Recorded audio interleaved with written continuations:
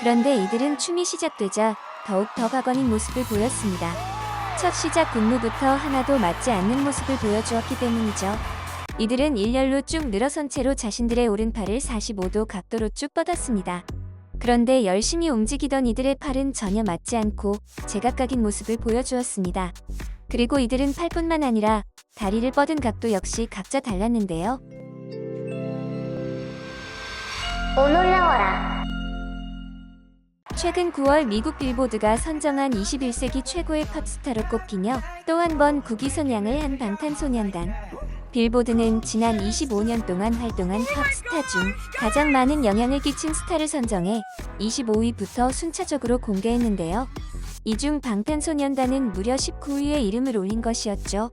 앞서 케이티 페리가 25위, 에드시런이 24위, 배드버니가 23위에 올랐고 방탄소년단의 바로 뒷순위인 20위에는 브루노 마스가 이름을 올린 만큼 19위 역시 엄청난 순위가 아닐 수 없었는데요. 빌보드는 19위에 오른 방탄소년단에 대해 2020년대 초 방탄소년단이 전 세계와 빌보드 차트를 장악했다라며 K-팝을 세계적 수준으로 끌어올린 방탄소년단의 시대를 기억한다. 아미는 단순한 팬덤을 넘어 인종과 나이, 다양한 커뮤니티를 결속시키는 힘이 있다라며 극찬을 아끼지 않기도 했습니다. 그런데 방탄소년단이 글로벌한 인기를 얻자 이를 질투하며 따라하는 나라가 있었는데요. 그 나라는 바로 일본입니다. 일본은 방탄의 엄청난 인기에 여러 개의 방탄 짝퉁 그룹을 만들기 시작했는데요. 먼저 방탄소년단을 따라한 일본의 그룹은 일본의 대형 기획사 LDH에서 만든 탄도소년단입니다. 이들은 BTZ라는 그룹의 약자와 7명의 멤버까지 누가 보더라도 방탄소년단을 표절했다는 것을 알 수 있었는데요. 이에 일본 내에서도 이들이 데뷔하자마자 너무 똑같다, 복사한 느낌이 들지 않도록 변경해야 하지 않을까요? BTS와 BTZ가 만났을 때라며 탄도소년단은 너무 대놓고 방탄소년단을 표절해 일본인으로 창피하다는 반응을 보였습니다. 이렇게 일본 내에서도 혹평을 당한 탄도소년단은 데뷔 이후 또 다른 굴욕을 맛봐야만 했는데요. 이들은 어설픈 춤솜씨와 안무, 그리고 노래 실력까지 드러난 탓에 짝퉁 그룹으로서의 한계를 느껴야만 했습니다. 결국 첫 앨범 이후 내는 앨범마다 족족 100위에도 들지 못하며 차트 아웃이 되었고 그룹의 생존마저도 알 수 없게 되었는데요. 그런데 탄도소년단이 데뷔하고 몇 년 뒤 또 다른 방탄소년단 짝퉁이 일본에서 데뷔해 큰 논란이 되었습니다. 그 이름은 바로 통칭 토라자로 불리는 트래비스 제팬입니다. 트래비스 제팬은 유명 안무가 트래비스 페인과 자니 키타가와가 직접 선발한 멤버로 여러 차례 멤버 변동을 겪고 현재 7인조의 체제로 정착하였는데요. 이들은 유명 안무가가 선택한 멤버들답게 자신들의 주특기로 싱크로 댄스를 내세웠습니다. 이들은 방탄소년단처럼 되기 위해 데뷔 이전인 2022년 3월 미국 유학길에 오르며 미국에서의 활동을 시작함과 동시에 해외 활동에 한해 멤버 모두 영어 예명으로 활동하기도 했는데요. 나름 노력을 하며 아메리칸 드림을 꿈꾸던 이들에게 일생일대의 기회가 찾아오게 됩니다. 그것은 바로 전 세계인들이 사랑하는 미국 프로그램인 아메리카 갓 탤런트에 출연하게 된 것이었죠. 하지만 이들은 무대에서 전 세계 팬들에게 강제로 방탄과 비교당하며 굴욕을 맛봐야만 했는데요.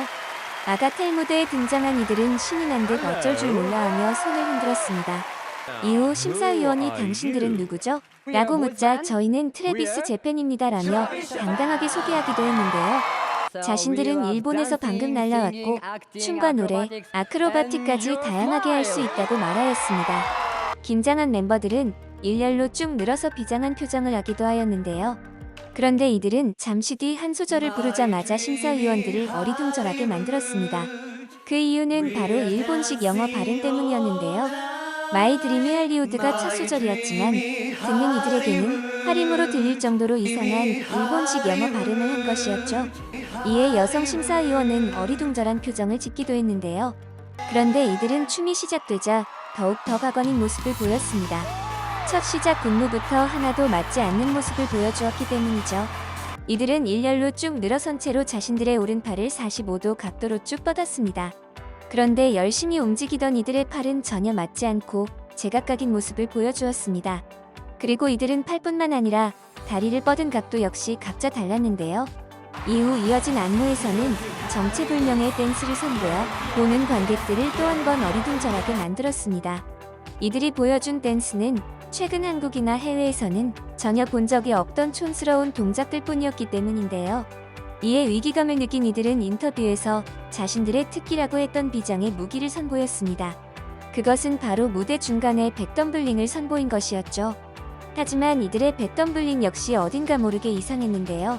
아크로바틱이 특기라고 했던 이들 중 겨우 한 명만이 백덤블링을 넘었을 뿐, 화면 맨 왼쪽의 멤버는 축구 태클 같은 동작을 했고, 두 번째 멤버는 제자리 점프, 그리고 가운데 멤버를 비롯해 나머지 멤버들 역시 모두 각도만 다를 뿐 제자리 점프를 한 것이었죠. 이를 보고 아크로바틱이라 한 이들의 황당 안무에 지켜보던 네티즌들 역시 당황할 수밖에 없었는데요.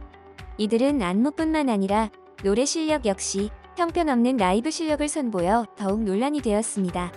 이들은 노래를 못하는 일본 가수들 특유의 염소 창법을 선보이며 불안한 라이브 실력을 선보인 것이었죠. 그리고 이들의 무대를 본 일본 네티즌들은 다른 것 역시 너무 성의가 없었다며 지적을 하기도 했는데요.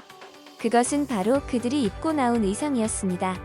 일반적으로 새로운 무대에 서게 되면 그에 맞는 의상을 맞춤으로 준비하지만 트래비스 제페는 그렇지 않았기 때문인데요. 일본 네티즌의 글에 따르면 반짝이 의상을 칭찬해주고 싶지만 아가테를 위해서 준비한 것도 아니고 유학 전부터 스테이지에서 몇 번이나 입고 있던 옷이군요라며 일본에서 어느 정도 인지도를 쌓고 5년차에 간 미국 무대였지만 성의 없는 그들의 태도에 실망을 했다고 밝혔습니다. 그리고 아가테의 무대 외에도 한국 아이돌을 뛰어넘고 싶었던 이들은 한 번 더 한국 아이돌과 비교되며 큰 굴욕을 맛봐야만 했는데요. 이들이 비교를 당한 한국 아이돌은 세븐틴입니다. 세븐틴 역시 미국에 진출해 리허설을 할 때 라이브로 노래를 부르는 모습이 카메라에 포착되었는데 세븐틴의 노래 실력은 안무를 소화하고 있음에도 무척 정확하고 안정적인 모습을 보였습니다. 그런데 똑같이 미국 무대에서 리허설을 하던 트래비스 제페는 무슨 일인지 다소 황당한 실력을 선보였던 것인데요. 의상은 일본 전통 의상에서 영감을 얻었는지 화려해 보이긴 했지만 다소 촌스러워 보였습니다. 그리고 의상보다 더욱 논란이 된 것은 이들의 노래 실력이었는데요. 이번 무대 역시 일본 특유의 황당한 영어 발음을 선보였고 별로 높지도 않은 고음을 부르는데 힘이 들었는지 온몸을 뒤로 젖히며 안간힘을 쓰는 모습을 보였습니다. 그리고 트래비스 제페는 세븐틴과 군무 역시 비교될 수밖에 없었는데요. 세븐틴이 인원이 훨씬 많았음에도 칼군무로 인해 보는 눈이 편안했는데 반해 트래비스 제페는 제각각 따로 노는 모습을 보여 과연 미국에 올만한 실력을 가진 그룹인지 의심하게 만들었던 것이었죠. 이에 이를 보던 네티즌들 역시 황당하다는 반응을 보였는데요. 네티즌들에 따르면 못한다 진짜. 보기만 해도 더운데 야외에서 의상 저게 최선 맞나? 저 일본분 노래 부르시는 거지?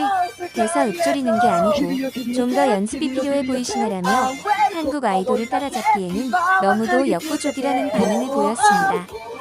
이번 영상도 마음에 드셨다면 구독과 좋아요를 부탁드리며 이상 오늘이었습니다. 감사합니다.